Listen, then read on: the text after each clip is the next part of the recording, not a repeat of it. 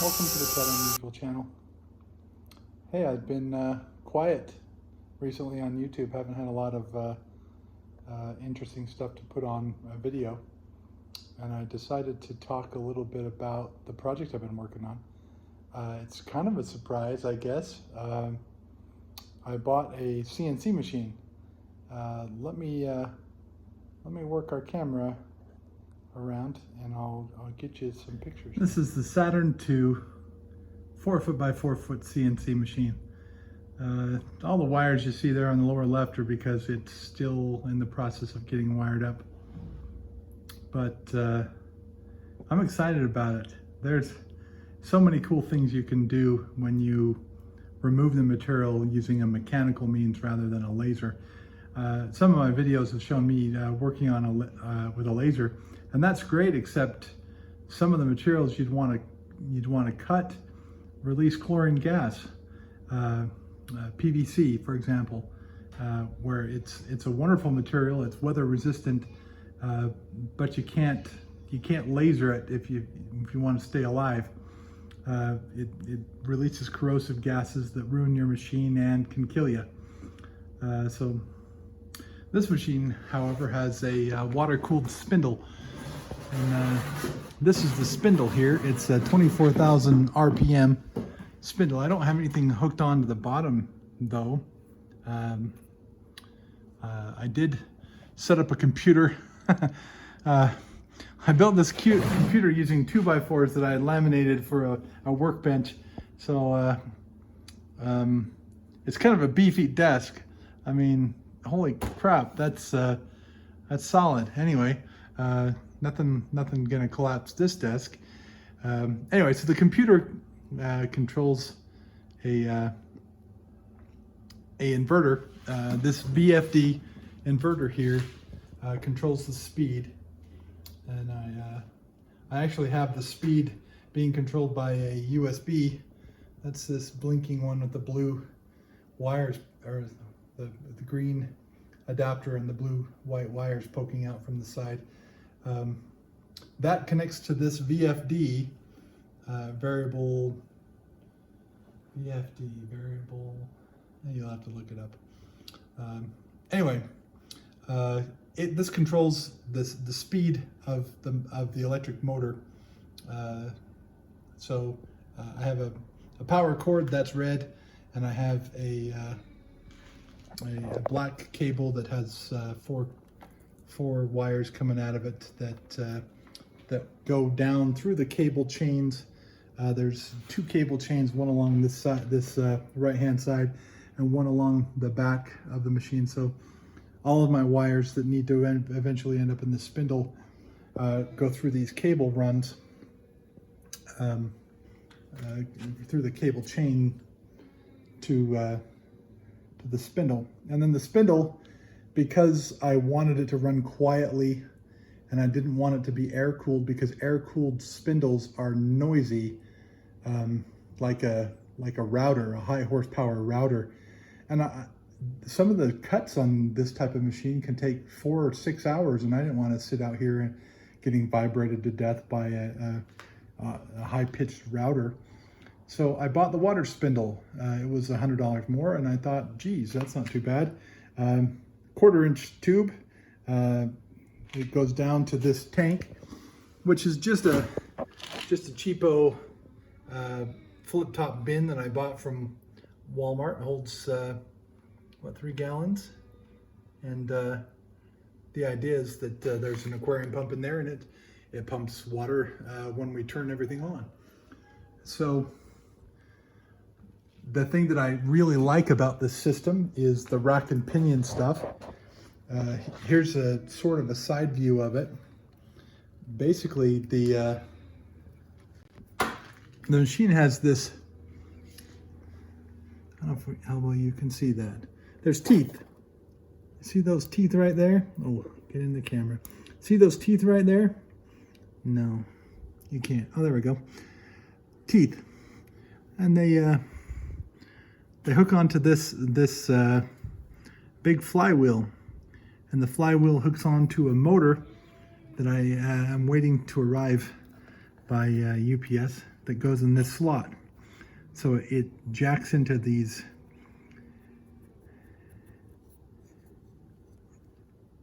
God, what do you even call that? It jacks into these gears. We'll just call it a gear. And once it jacks in, when you tell it to go this way or go that way, it rotates. And there's two big motors, one on either side of this large mechanism, which is the gantry. The gantry is pulled back and forth by two large motors. The motors are NEMA 34 motors. That may or may not mean something to you, but it fits in this bolt pattern right here that you can't see very well. Anyway, it fits into a bolt pattern right here, and the bracket's in right there and turns the knob.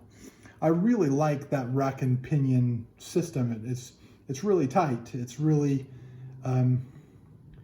if you have motors strong enough to pull it, it'll do a really good job on even heavy and hard to cut things like soft metals like aluminum, and that would be cool to do. What else to tell you? I just barely got the limit switches in.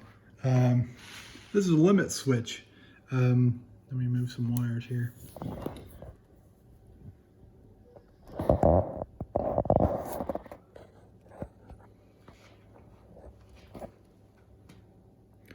All right, so the way the limit switch works is this part right here is an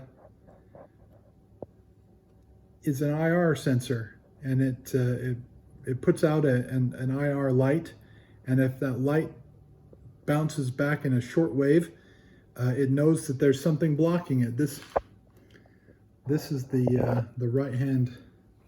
Let's see if I can get you a better idea what we're talking about.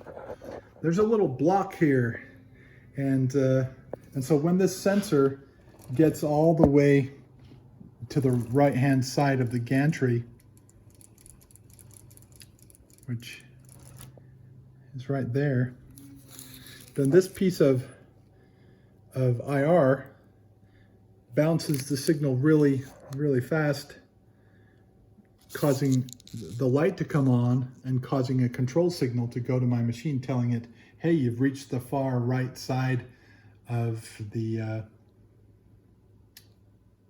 Z, no, the X axis. So stop.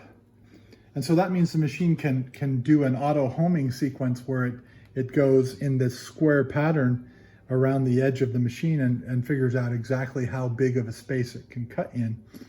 And it can do that automatically once I have all of them set up. And there's a sensor like this for going back and forth. Matter of fact, here's the other side that tells you that you've gone as far left as you can go.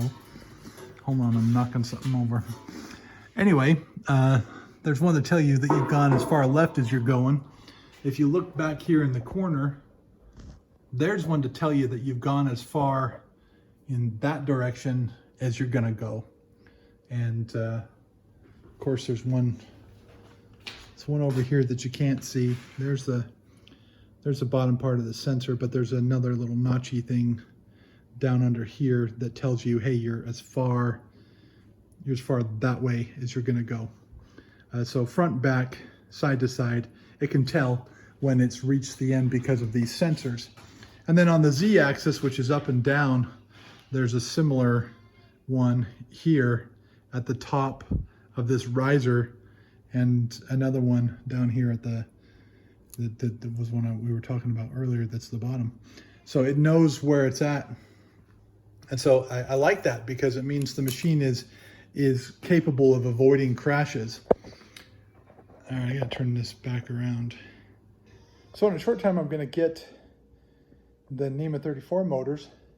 The wires are already run through the cable chain, so once I get those, I just need to solder them up and shrink wrap the wiring to make sure that it doesn't short, and test all the shorts and all of that. So I mean, there's a whole bunch of stuff there left to do, and then we're ready for some action. Anyway, I'm super excited about it. I hope to bring you all along. Hopefully I cut some neat things that are of interest to you and solve problems as I do this. So far, getting it here was one of the hardest things. It weighed 800 pounds and it was on this huge pallet. The top part is separate from the bottom part, and the legs came all disassembled and you just had to bolt them together. But this top piece is pretty incredible. I had to get it about 3 feet off the ground, and to do that, it was just me in the garage alone with a couple of car jacks and a bunch of old plywood scrap, and I was just jacking up one corner at a time and sliding something underneath until I got it high enough that I could push it onto its metal legs. Really fun because that was something hard. I don't know. It's not like it was building the pyramids or anything, but it was hard. There was a crazy amount of just me trying to figure something out that you know, I could have 10 guys come over in the middle of a pandemic and try to lift it for me, but what are you gonna do by yourself? And so that was really fun to try to solve. And then just multiple times where I bought the wrong thing or ordered the wrong part, or I got the wrong motors. I bought NEMA 23 motors. They have the different bolt pattern. They don't work. So I sent them all back and ordered some new ones. And I got the wrong wire. My dad said, hey, that wire is going to burn your house down. And so I had what I start out with 18 gauge wire, and the new stuff is 14 gauge. So quite a bit different as far as what kind of capacity it can have, and I did a lot of things like that where it didn't work out perfectly the first time, which didn't stop me from trying. It just didn't work out the first time, and then as I analyzed it, I realized my mistake and reversed a bunch of stuff. And now I'm doing that with connectors. How do you connect all these motors up? Do you just solder straight to the connectors? What happens if one of the motors goes bad? Wouldn't it be nice if you had a nice connector? Well, where do you find 4-wire connectors that work for this? And so I was going back and forth trying to figure all that out, and that's fun. It makes for a complicated install, sure, but I'm not in any hurry. I've got all the time in the world. Anyway, I'm out of time. I had to lock everybody out of the garage that would come out here and play and make noise.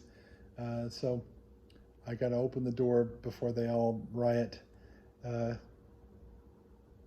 Thanks for watching my video. I'll see you the next time. Bye for now.